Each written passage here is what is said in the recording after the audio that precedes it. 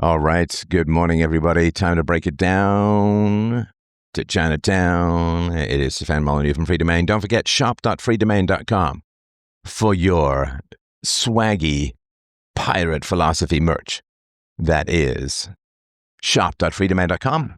Also freedomain.com/donate to help out the show. Now, a listener has asked, break down low birth rates like you're Aristotle.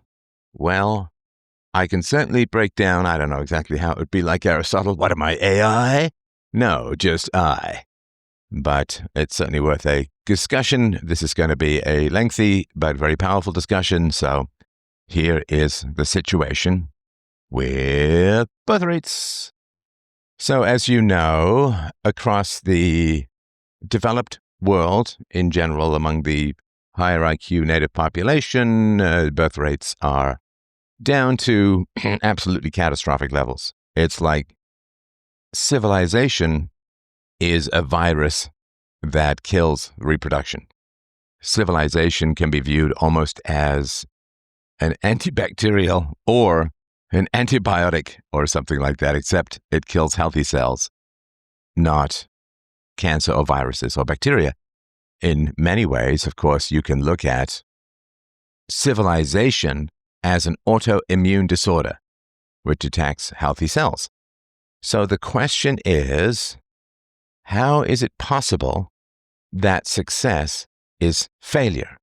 How is it possible that the staggering wealth that we have accumulated over the past couple of 100 years, let's say 200 years, the staggering wealth that we have accumulated should be an extinction event for so many civilizations? And don't kid yourself, like it is, I hate that sort of phrase, it's an existential crisis because it's overused. But it is. But it is. If you have a birth rate, as some East Asian countries have, of 1.2, I mean, you're basically wiped out in a couple of generations.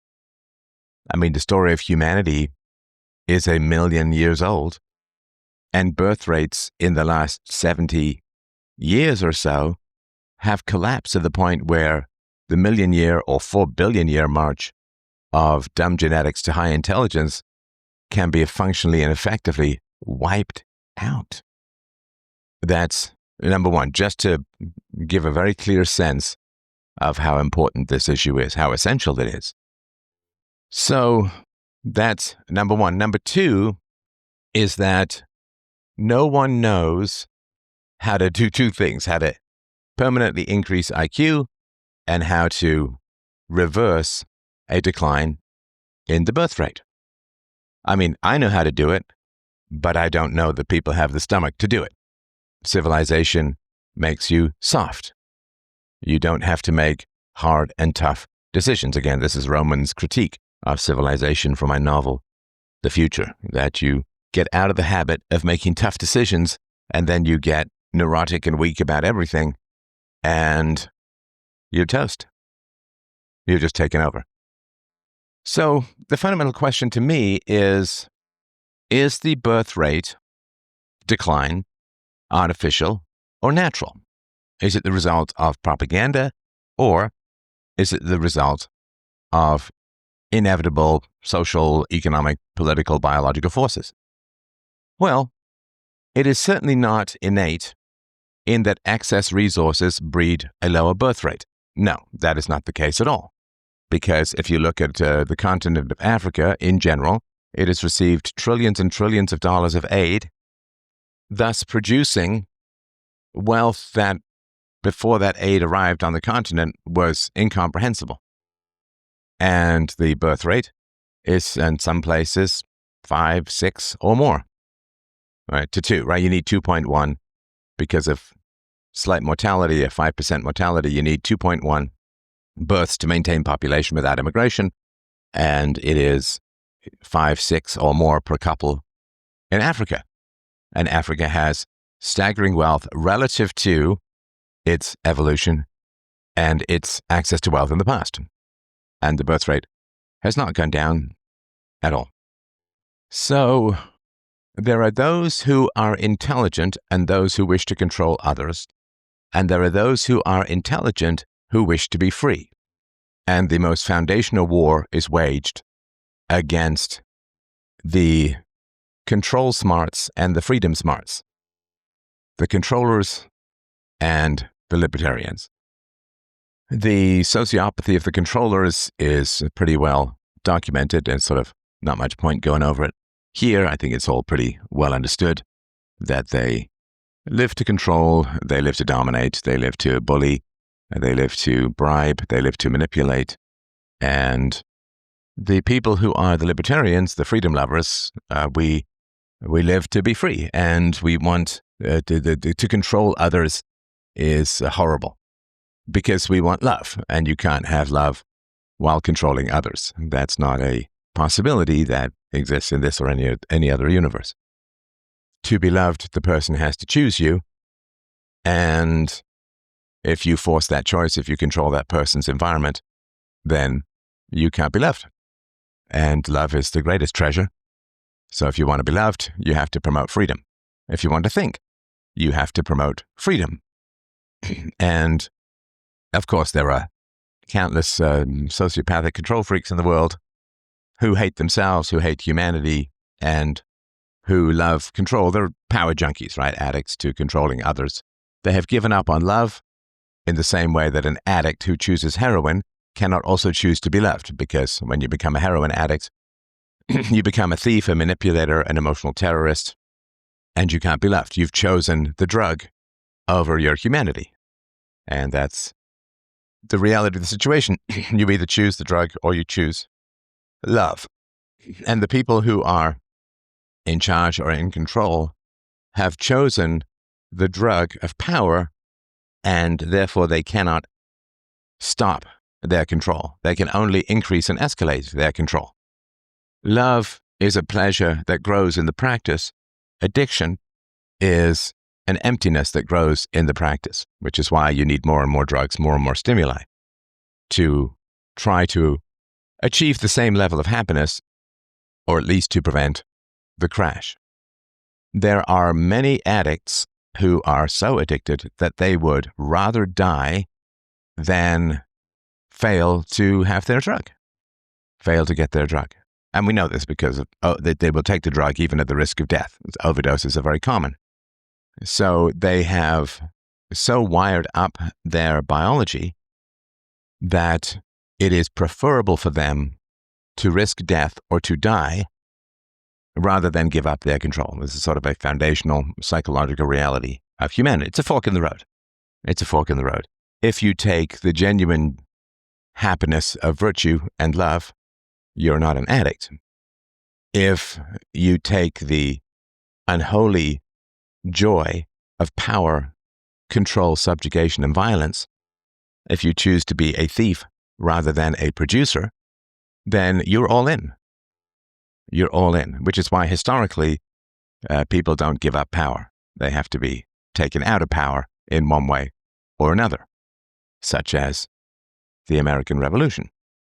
So the people who are controllers, the controllers versus the libertarians, they're natural enemies. Of course, people who want to control you are going to be natural antipathies to you who want to be free of control. Now, the people who want to control others who are highly intelligent are vastly outnumbered by the people who want to be free, who are highly intelligent. The controllers are a far smaller number than the libertarians. And people generally side with freedom fighters over controllers, and so the controllers have a problem in that the libertarians are in the way of their control, but they are vastly outnumbered by the libertarians. So what do? Well, they have to reduce the number of the libertarians without provoking open conflict, because in open conflict, the controllers lose and the libertarians win. I mean, imagine if it was a gun battle, right, in America, the controllers versus the average American gun owner. Like, it would not be a very long battle, right? So there's a problem. Now, what you have to do if you're a controller is you have to reduce the number of libertarians, of freedom lovers. So what do? do. And, a lot of times this is whites or white males. White males in particular tend to be sort of very pro-liberty, pro-free speech, pro-free market, and so on, right? Tons of exceptions, but certainly much more so than most. So you have to reduce the number of white males who are your natural enemies if you are a controller. So what do you do? Well, what you do is you make the natural differences between men and women injustice. So men generally make more money than women in the free market because women are having babies, and women don't tend to have the same level of sort of testosterone-driven work mania, and women tend to focus on people rather than things, and more profit is in the things than in the people. So men will make more money as a whole than women. And what you do is you say, this is men exploiting women, right? Like smart people tend to make more money than less smart people. But you hide all of that intelligence stuff and you say, no, they're just thieves and exploiters, right? They're just exploiting the poor, hapless, helpless workers, and they're evil incarnate, and we must use violence to return what was stolen from the workers, blah, blah, blah, blah, blah. Countries with free markets tend to make more money than countries without free markets. But then what you do is you say, oh no, the only reason the countries with free markets have more money is because they stole all that money from the countries without free markets. So you take the natural disparities in life, some of which are choices and some of which are innate. You take the natural disparities of life and you recast them as foundational injustices. Now, I want you to imagine trying to do this in a society where there was a free market in education. So what would happen, of course, is if you tried saying to little girls, well, your mothers were exploited and stolen from, and you make only 70 cents on the dollar. You're going to grow up to make only 70 cents on the dollar. Well, how many parents, assuming that the mothers and fathers have great affection for each other, how many parents would send their children to a school where their daughters were told that their fathers are exploiting their mothers, stealing from their mothers, that their mothers are oppressed by an evil patriarchy that robs them blind? I mean, would you? You love your wife. If you're a wife, you love your husband. You have children because that's a great way to express and experience love. Would you want to send your daughter to a school where the teacher taught your daughter that you, as a father, were an evil exploiter, and you, as a mother, were oppressed and robbed? Well, of course not. Of course you wouldn't. It would be the equivalent of saying to a Christian family, would you send your child to the school of Satan, where they openly preach Satanism and so on? Well, of course they wouldn't. You would never in a million years send your child to be educated by an evil propagandist who taught your child to hate you as a father and to pity you as a mother. Would never happen. As a parent or as parents, would you send your child to a school that taught your child to hate himself or herself based upon immutable and innate characteristics such as race and sex and so on? No, of course you wouldn't. Of course you wouldn't.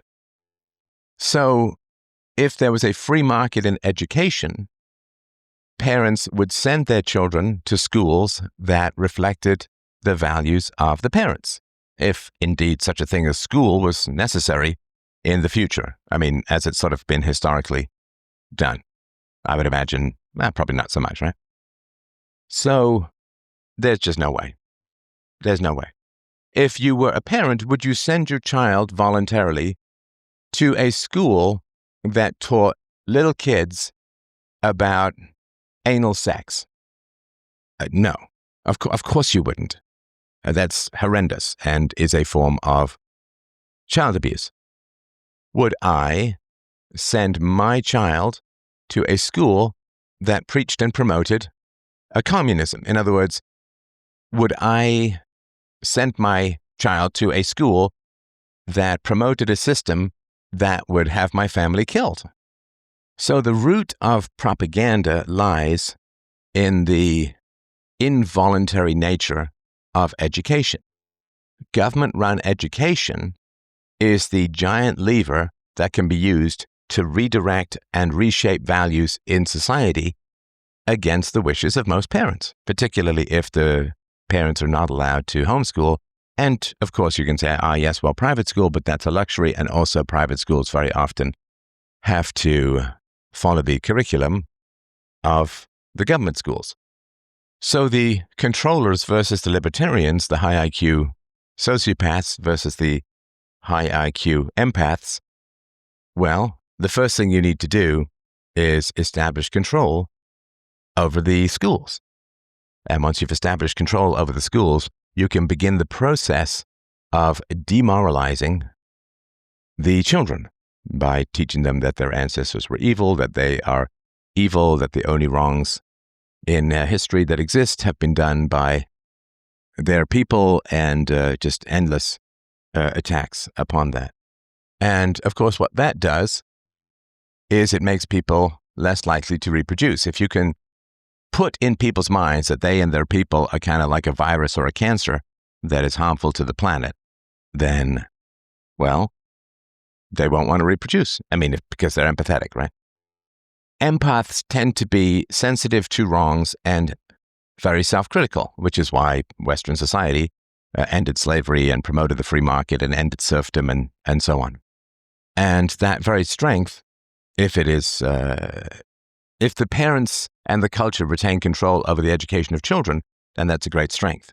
If, unfortunately, the culture loses control of the education of the children to one sort of central lever that then is inevitably controlled by the controllers, like the sociopathic control freaks, then the sensitivity to wrong is then used judo style to eviscerate the morality and confidence of the children. I mean, of course, it was white people who said slavery is wrong.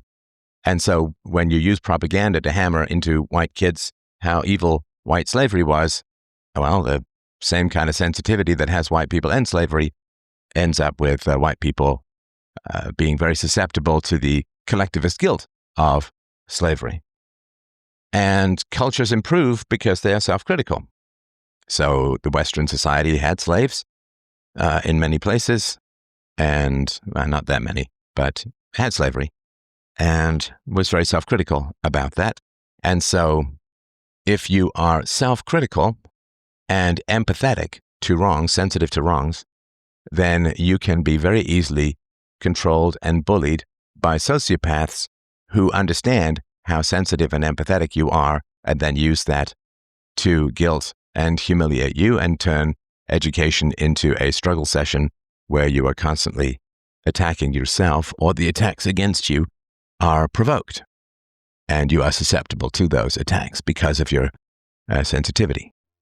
Right, so a woman who really, really, really, really wants to please her boyfriend, well, that gives the boyfriend a great deal of power and control over her, which, if he's wise, he will never use in any way, shape, or form, and if he's unwise, he will use to bully and control her.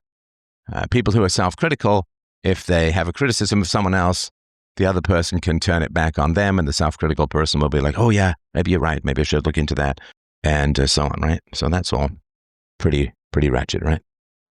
So when you tell people, the ancestors, their culture, we're on stolen land, the genocide of the natives, the slavery, and you just hammer people. I mean, if you try hammering narcissists with the supposed wrongs of people they're not even directly related to, they'll just kind of laugh at you. I mean, this is why generally Christian culture is the one that gets attacked the most, because it is generally the most self-critical and most sensitive to wrongs, because it is a universalist philosophy. So that's one way that you will reduce the birth rate, is make people depressed, self-loathing, anxious, to make the men lose self-confidence, and fill the women with contempt for their men. For their men, right? Not for men as a whole.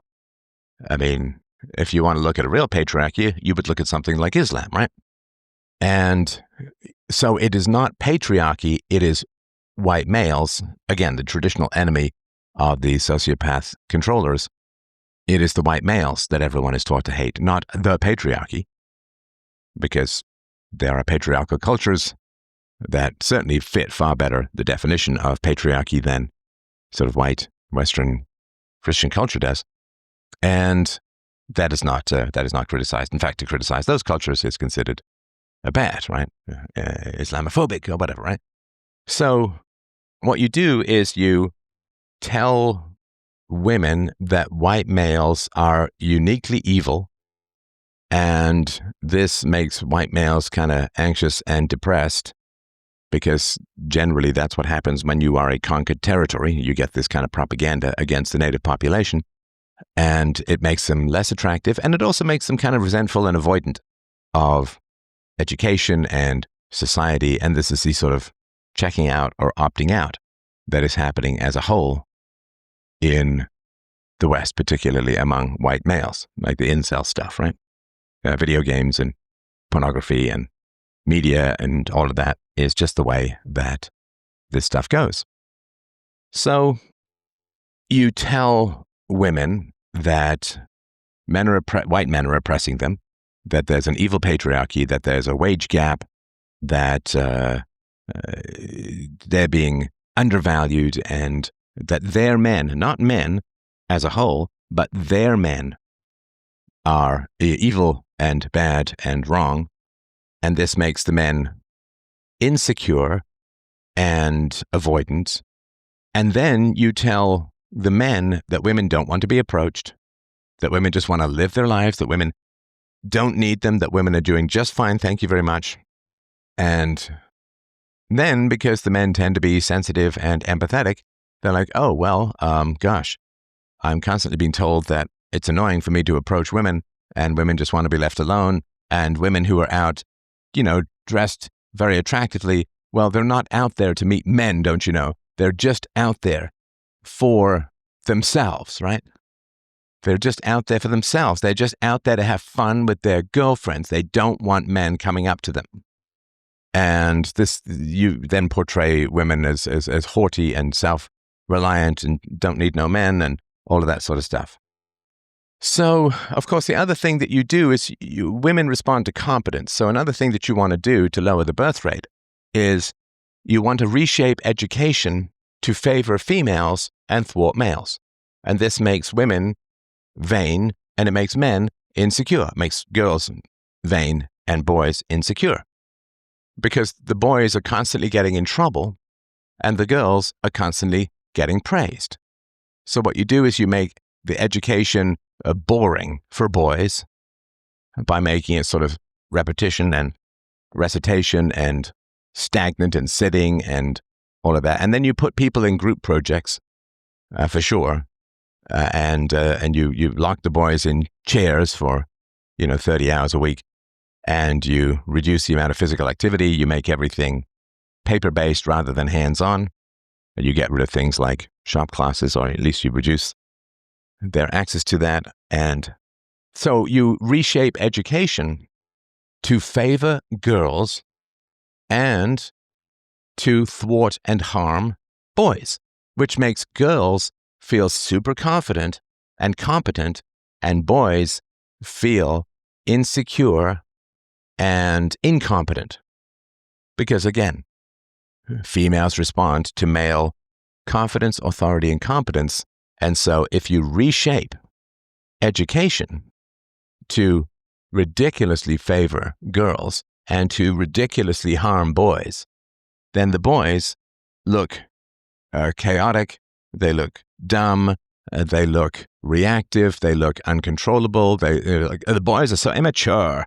And it's like, well, because all of the education is geared towards girls and there to praise girls and there to harm boys. And what you do, of course, is you take male advocates out of the educational system, for sure. I mean, that you have to do. You have to take any male advocates, and the way you do that is you relentlessly promote female teachers, particularly in the early years, right? You want to get kids early if you're going to harm them, because otherwise they have antibodies called maturity or formed personality. So what you want to do is you want to make sure that male authority figures are kept far away from boys. So what you do is you promote the females should educate, and you say that any male who wants to educate little children is probably a pedophile. And so you desperately work to keep, right, as the sort of controlling sociopaths, you desperately work to keep males away from young boys. And that way they grow up in a matriarchy, which is constantly praising females and constantly denigrating boys. And we know this, right? I mean, in the sort of, you give test answers to teachers where their teachers don't know if it's male or female, and the marks for boys go up enormously, go up considerably. So the boys are marked down for being boys. And because the educational system is set up completely for girls, the boys' insecurity, lack of confidence, lack of success gives girls the impression that boys are dumb. Boys are loud, boys are obnoxious, boys are dumb. I mean, if you can imagine an educational system, like a really Spartan style educational system, which involved a lot of physical danger, involved a lot of physical labor, involved a lot of teaching through doing, the girls would be appalled and would do really badly. And then the boys would roll their eyes at the girls and say, oh, girls can't do anything right. They can't even do this. They can't even do that. They're fraidy cats. They're this, that, and the other, right? That's because it would be against female nature and towards boys.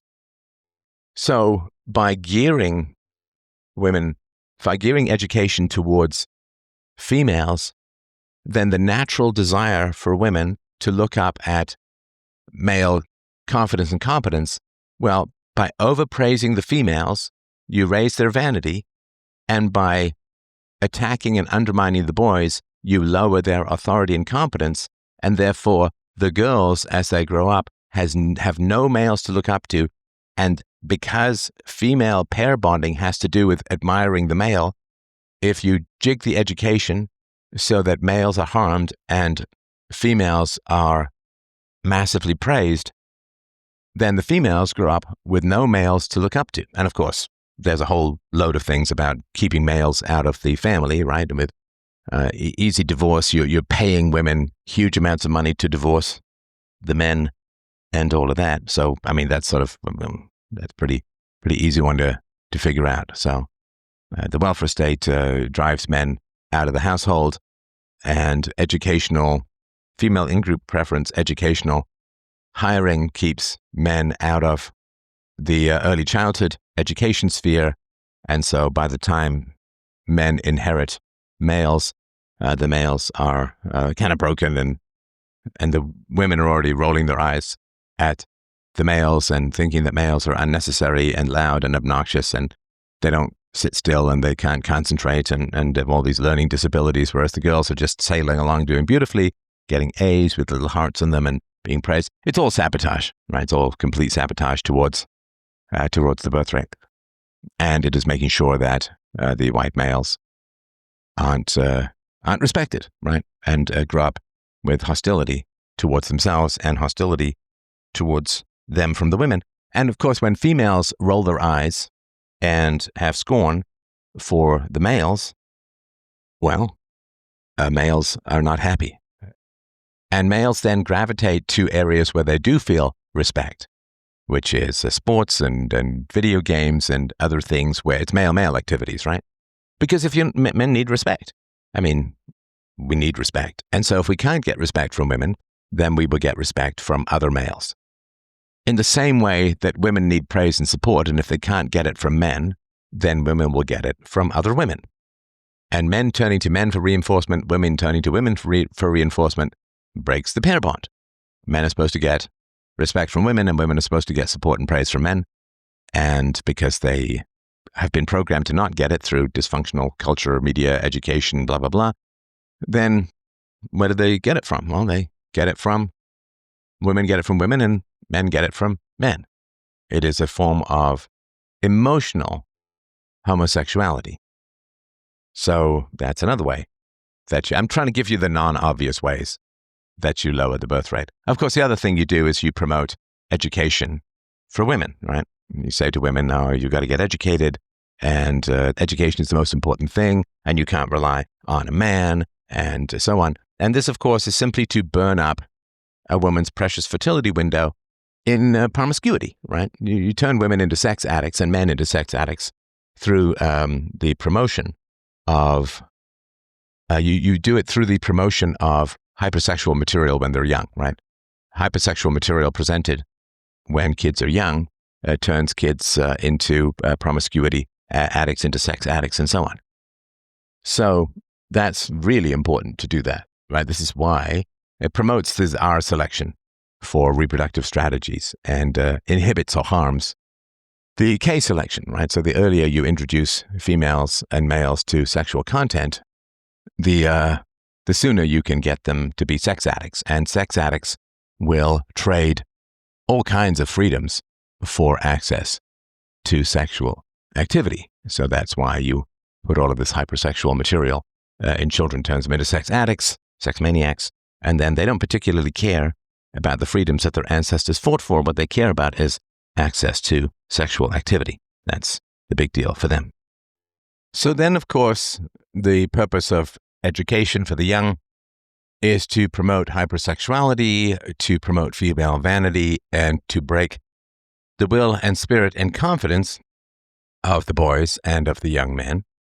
And then the coup de grace, well, there's a sort of 1-2 coup de grace that goes from there. The first, of course, is obvious. We don't need to talk about it much, is you tell young women that they have to go and get educated, that a career is cool, you know, day in the life of lattes and rooftop patios and Zoom meetings and diversity and HR and, you know, all kinds of nonsense. But you endlessly promote the cool boss, babe, businesswoman chic, and that they have to go. And then, of course, you will constantly talk about and promote and show in movies and shows how much fun a university is, what a blast it is, so that women want to go and be hedonists. You train them in hedonism. So when you pump up people's egos and their vanity when they're young, then they become hedonists, right? Vanity leads to hedonism. Hedonism is a foundational lack of self-respect, and you are chasing dopamine like an animal based upon pleasure stimulus, discos, sex, drinking, drugs. You are chasing stimulus, approval, and so on, fitting in. You are chasing pleasure stimulus, and that comes out of vanity. If you overinflate people's egos, then they will not subjugate themselves to anything that is particularly difficult in order to gain happiness. So there's that. Now, you teach women that education is cool. It's not education, right? It's just indoctrination. But you teach women that education is cool. You teach women that they need to have careers. Marriage and kids, of course, can, come in some indeterminate bit of later, right? Just kind of later-ish. You will get your marriage and you will get your kids if you want them. And so girls go to college and they sleep around in general, and they get drunk and they have regret sex, and it sort of becomes a self-fulfilling prophecy because they're told that men are kind of trashy, so the only use that they have for men is sex. So then they get used by men for sex, and the men who use women for sex are kind of trashy. And so it becomes a self-fulfilling prophecy. And so they end up bitter and angry and upset. And then they're told that this is because there's a patriarchy and their rights are being stripped from them, and minorities are being mistreated, and a lot of people, when they feel down, the way that they try to survive or recover themselves from feeling down is they really try and aim to get into some kind of cause where they can feel superior and better and effective and do-goodery and so on. It's really, causes are depression judoed into oppression. And so then the women graduate and they usually haven't found a boyfriend or a husband. And then people say, of course, oh, what else do they say? Oh yeah, in the media, to lower the birth rate, what you say is that you have to have money in order to get married. I can't tell you how many, particularly young men, I've talked to over the course of doing my show for 20 years, how many young men I've talked to, where what happens is they say, well, I can't get married because I'm in university and I don't have much money, or I can't get married because I'm just starting my career. And so you put forward the idea that marriage requires a middle-class income. And maybe this is partly to do with the fact that people grow up in these middle-class households, you know, the 2,000 square foot house with 3 or 4 bedrooms and a car or 2 cars, maybe a nice backyard. And they say, well, that's what I need. I need that because that's what my parents had. So that's what marriage is. And it's like, nope, no, it's not. No, it's not. When my wife and I got married, we lived in 800 square feet. That was our life. So yeah, you don't need it. You don't need all that stuff. And of course, our ancestors didn't have these, big ass houses and all kinds of crazy stuff, right? They didn't have that at all. So you don't need it. You just get married. I mean, our ancestors got married in dirt huts and made 7 children on $1 a day. So yeah, so you say marriage comes later. Focus on me, and then you also promote travel, right? Because when you promote travel, then women, unless they some independently wealthy family, how do women travel? I mean, yeah, they save up money to some degree, but a lot of women travel to meet guys. Guys will pay them to come out and travel, and basically it's rent of a JJ to get women to come out. Oh, I'll fly you out to wherever. I'll fly you out to France, and you should come and meet me and see if we can hit it off. It's not the only way, but it's a pretty significant way of doing it. So you promote travel, and you also promote empty consumerism, right? The Sex and the City stuff, right? So you promote all of this empty consumerism, and that means that women go into debt. There's a semi-famous scene from Sex and the City where Miranda tells the Carrie, is it Carrie Bradshaw? The Sarah Jessica Parker character that she's got, 200 shoes at $200 a piece. That's $40,000. It could be a down payment on a condo and so on, right? And so you tell women to buy things that they don't need, including degrees, right? So you make sure that they get into as much debt as possible. And of course, the other thing you do in university is you train them to sort of hate men and hate capitalism and hate their culture. And if they're white, hate whiteness. And if they're not white, hate whiteness and so on, right? And you get women to go into debt. And that's another way of lowering the birth rate. Because when women go into debt, men don't want to marry them. Right. I've said this repeatedly, but in case you haven't heard, picked up a woman at the gym, went out for coffee, and she told me that she was trying to pay off $17,000 worth of debt. And I was like, okay, good luck with that. But I think it was an ex-boyfriend who had abused her credit cards or something, which was bad judgment and lots of debt. And I'm not paying for another man's goodies. Yes, if we get together, maybe, just maybe, I can take my hard-earned money and use it to pay off your ex-boyfriend's debt. I don't think so. Oh my God, what a nightmare. That's absolute cuckoldry. So yeah, get women into debt.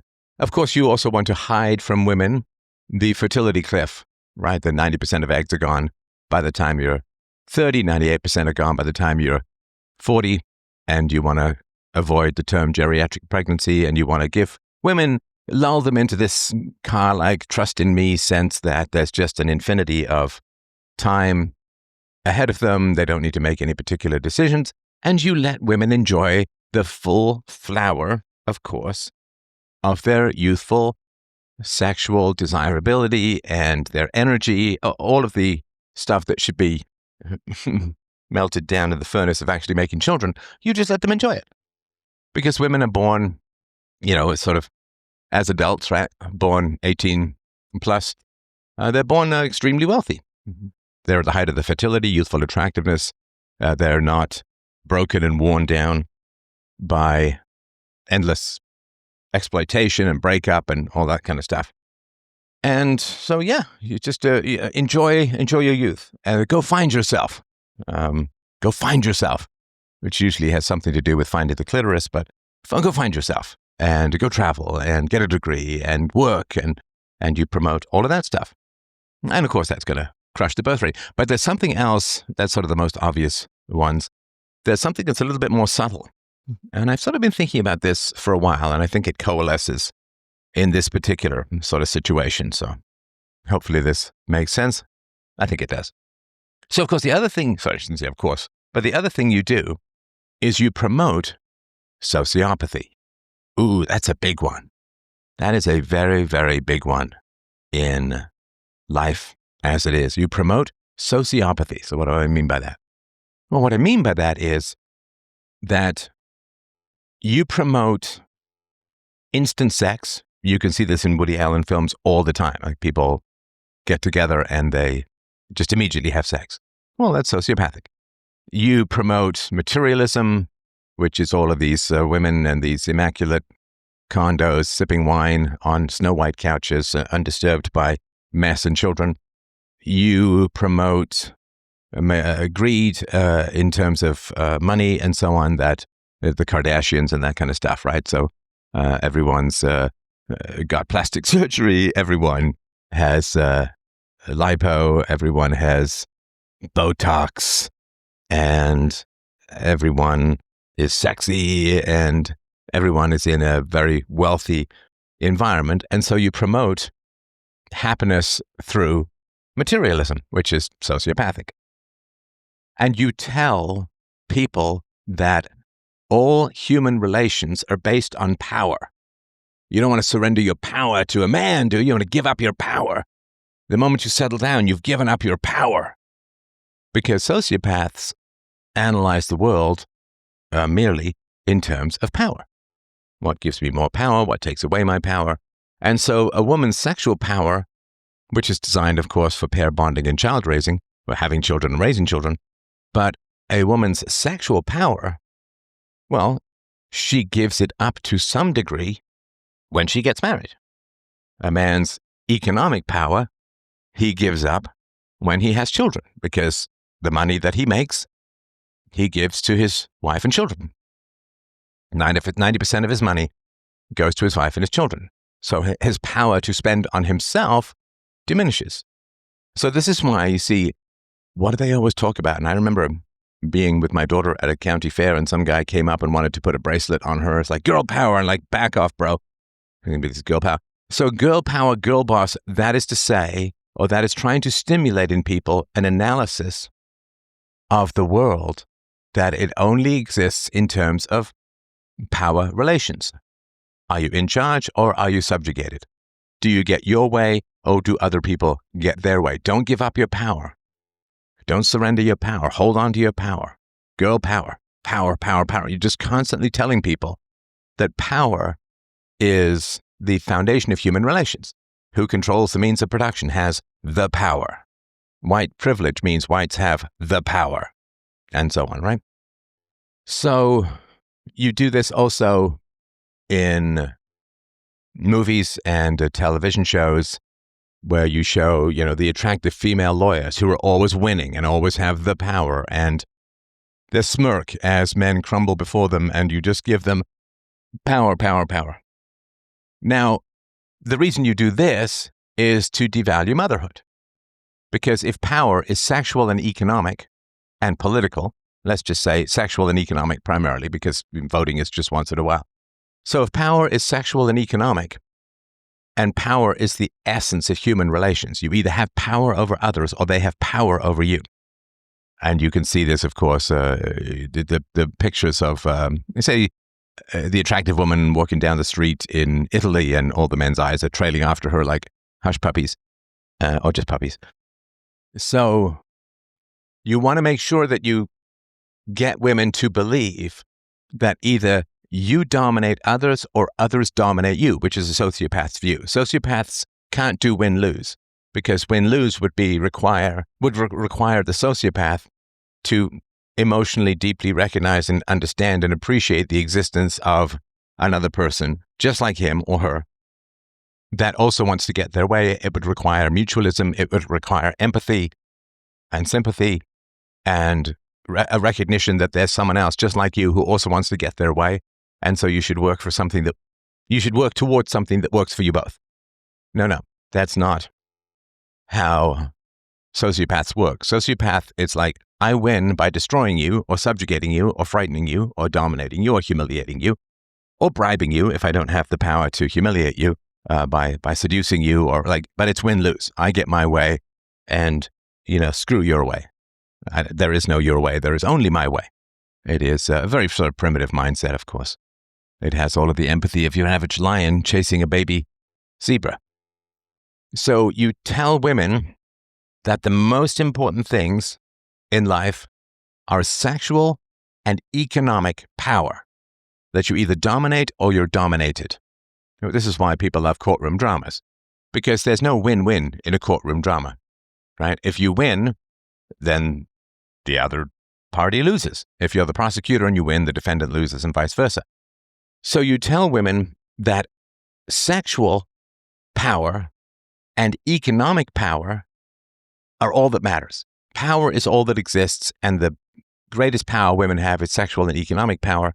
So then, by being a monogamous wife and a stay-at-home mother, you have given up all your power, right? Because you don't have economic power anymore because you're dependent upon your husband's income.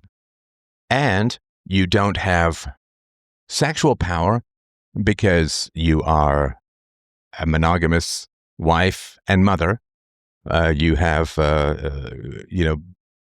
baby juice on your nursing bra and you're in sweatpants with your hair pinned up and no makeup on, and you have no sexual power because you're monogamous and less attractive and you have a child or children. You have no economic power because you're dependent upon the man. So you promote all of these incredibly sexy, economically successful women who are constantly dominating others and never being dominated themselves, unless it's by a man that they like. So you promote sociopathy. Now, what is the value of a baby to a sociopath? Well, that's a good question, right? So the reason you promote sociopathy is a sociopath will only coldly calculate advantage or disadvantage with others. Can this person give me something, or can I get something from this person? And if you are a mother and you are looking at your baby and you're a sociopath, I mean, fathers too, but we're talking about the birth rate is to some degree dictated by women, to a large degree. So if you're a sociopath and you look at a baby, what can the baby offer you? Well, maybe some status, but what you do is as a society, you denigrate motherhood to the point where having a baby is not a status. So you're home alone with a baby. What can the baby give you? Well, nothing. Everything flows from you to the baby. And this is why, of course, a lot of women and men, but just talking about women, and I wrote about this in my novel, Dissolution. This is why a lot of women have postpartum depression, because they have been programmed into thinking that all in life is power, and by having a baby, they've given up their sexual and economic power, and therefore they are powerless, and therefore they are dominated, and even more frighteningly and even more deeply, they cannot get ego gratification from a baby. When you have a child, your life is focused on the benefit to that child or those children. If my daughter needs a drive somewhere, I get in and drive her. It's not even a question. What your children want is what they need and sort of justly deserve is what you provide. And you don't do it for your own benefit. You don't do it to look good. You don't do it, right? I mean, hopefully they appreciate it, and my daughter certainly does, but you are there to love the baby. The baby can't give you anything. I mean, they can respond to cuddles and, I don't want to say like they're just lumps of black hole absorption, but in order to get positive things out of a baby, you have to unreservedly pour positive things into a baby. Smiles, coos, love, caresses, eye contact, funny faces, grins, music, playing, dancing, all. You have to do all for the baby, which sociopaths can't do. They can't do it because all is power, all is exploitation, and you cannot exploit a baby. And because sociopaths believe that everything is power and dominance, they get enraged at the baby because the baby they perceive as dominating them. The baby cries, I have to get up. The baby needs something, I have to provide it. I have to all day with the baby, all focusing on the baby. And so by promoting sociopathy in society, you automatically make mothers depressed who fall for that propaganda, which most people do. And look, please understand, I'm far, far, far from saying that I was immune to this kind of propaganda and I just rose and rode above it all. And no, I fell for propaganda. I fell for propaganda. I really did. So I say this with all, deep humility and with absolutely zero sense of superiority and absolutely zero sense of being above it all or anything like that. No, I absolutely fell for propaganda. I'm sure I still do in some areas. I think I've gotten rid of most of it. But so when you promote everything is power, everything is win-lose, well, the sociopath can't win anything with the baby. The sociopath is revealed by the baby. The baby scans for generosity, kindness, empathy, sympathy, affection, love. And the sociopath can't provide any of that because none of those fit into the win-lose, everything is power paradigm, which is most of human history, of course. So what happens is the women feel incredibly depressed and empty because they have bought into, or maybe aren't, they bought into the sociopath ideal. And it happens with guys too, right? So the sociopath ideal for guys is, the James Bond or the Conan or the Thor or, He-Man, Masters of the Universe or things like that, which is, incredibly powerful and dominant and big muscles. And right. So they go for that stuff. And, the Jason, I can do the word. I really can. Jason Statham, walking away from the explosion with sunglasses and super cool, right? I did a whole video years ago on how much I hate this idea of cool because cool is just, a sociopath, right? The fawns, right? Hey, get your library card. So women get depressed then and feel empty and horrified because they've been trained into sociopathy with the vanity, right? Vanity is where you don't think you have to improve. And if you don't think you have to improve, you don't develop the ego strength to value criticism. I'm not kidding when I say at the beginning of my shows, thoughts, criticisms, feedback, pushback, whatever. I mean, I really, really like being criticized. I really do. Like I post on X, what can I do better? What's bad about what I do?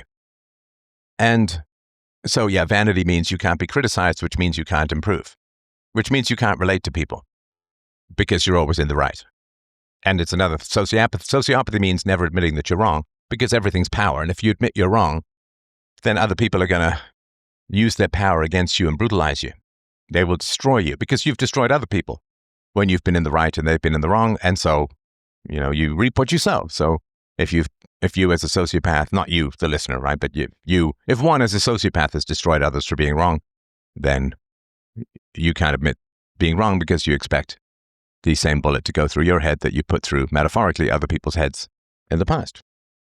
So the women then complain, and it becomes cool to complain about how boring being around a baby is. And to a sociopath, to cold-hearted people, being around a baby is really boring.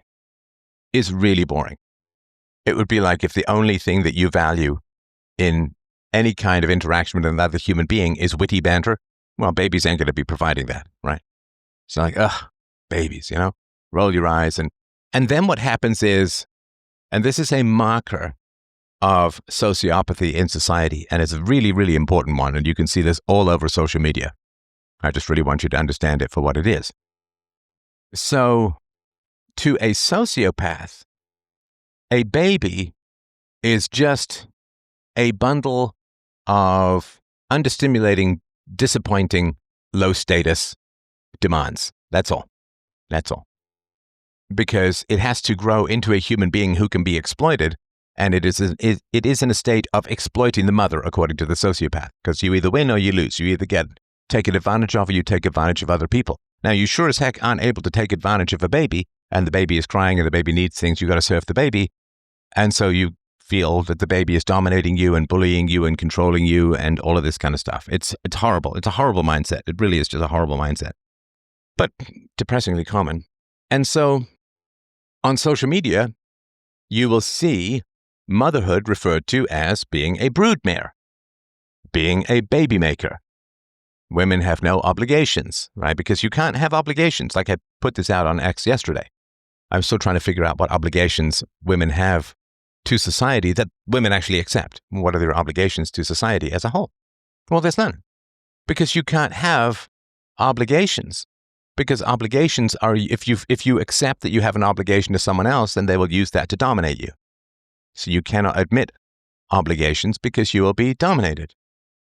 So you will see women say things like, I have better things to do than change dirty diapers all day, right? See, because the baby doesn't have utility in the mind of the sociopath, and there's no joy, pleasure, happiness, excitement, love, connection with the baby, because the baby has no utility, but is rather in the mind of the sociopath, the baby is exploiting the mother or the father.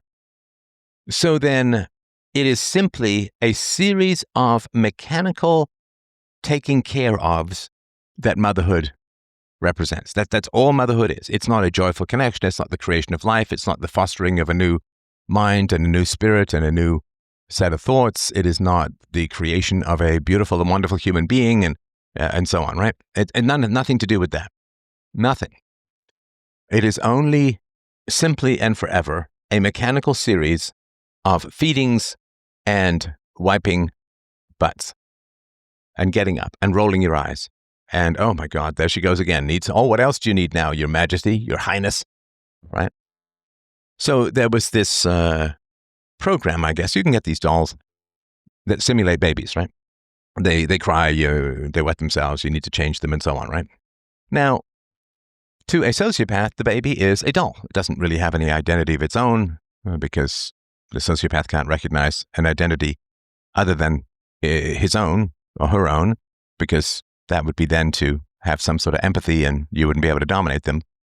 So if you had a job that you loved and gave you a lot of status and money and power, and then somebody said, no, now you have to stay home and take care of this doll.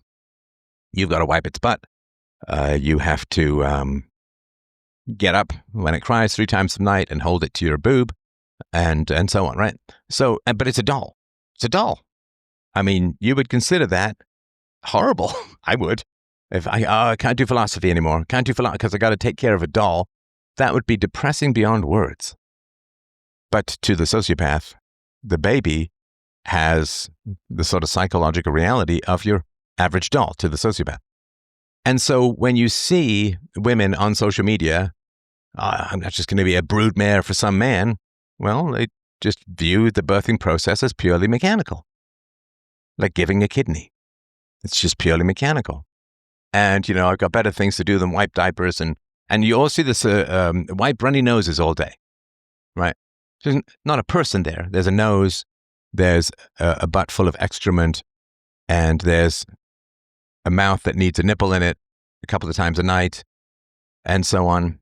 And so all of that is how the sociopath processes motherhood. And I do sort of point this out because I see this all the time whenever this topic or subject comes up. I really see this all the time on social media. All these women coming in saying that they don't want to be a broodmare. They've got better things to do than wipe runny noses all day and change dirty diapers. And they want to go out and conquer the world. And they don't just want to stay home and be around babies all day. And so they view the baby as a doll. So the promotion of sociopathy, I believe, is one of the biggest drivers of the lower birth rates as a whole. Babies are annoying. Babies are intrusive. Babies get in the way. Babies prevent you from doing the things that you want. Babies prevent, like you see this all the time. There's this war on social media. Well, I'm interested in having kids, but I also want to travel. And then all these people saying, hey, man, I've got 4 kids and I travel all the time. I love that, right? But it's certainly more complicated and more expensive to travel with kids. I remember when Izzy was very little, I used to travel all the time for work. That sort of ended with deplatforming and COVID. But I remember being on a plane with my daughter. She never sat still. Was very restless. And I remember she would run up and down the aisles of the plane and saying hi to everyone. And it was great. But yes, it was a mild challenge to travel, to put it mildly. And so people say, well, I want to travel. And babies get in the way of that. As if the journey to go to Krakow or Budapest or something like that, or Thailand, as if that journey by flesh is anywhere close to the magnificent journey your heart goes through by being a parent. I mean, that's the real journey. That's the one that really matters, is my family has opened my heart to previously unguessed dimensions. And it hasn't always been an easy process, but, my somewhat scarred and battered heart from my childhood and combat in the world is healed, revivified, and expanded. It's like a supernova, really, by my wife and daughter and friends, and I thank them all for that, and I thank you for your support. Now, the other last thing that you have to do to lower the birth rate, and there's more, but this is sort of the major issues that I see. The major thing that you want to do to lower the birth rate is to hide the miserable single women and to hide the miserable old women. Men can handle solitude better than women. Women can do things better than men, for sure, but men can handle solitude better than women. And you desperately need to hide unhappy women. And they simply cannot show up. You cannot show a movie. You could make a very powerful movie about an old woman and her regrets when she's 70 and she's got another 15 years or 20 years on the planet and she's all alone. Oh my God, that's just horrible beyond words. That is just horrible beyond words. So you have to hide all of that. And you also have to show families, children, being noisy, parents having headaches, children screaming, running around, and all of that.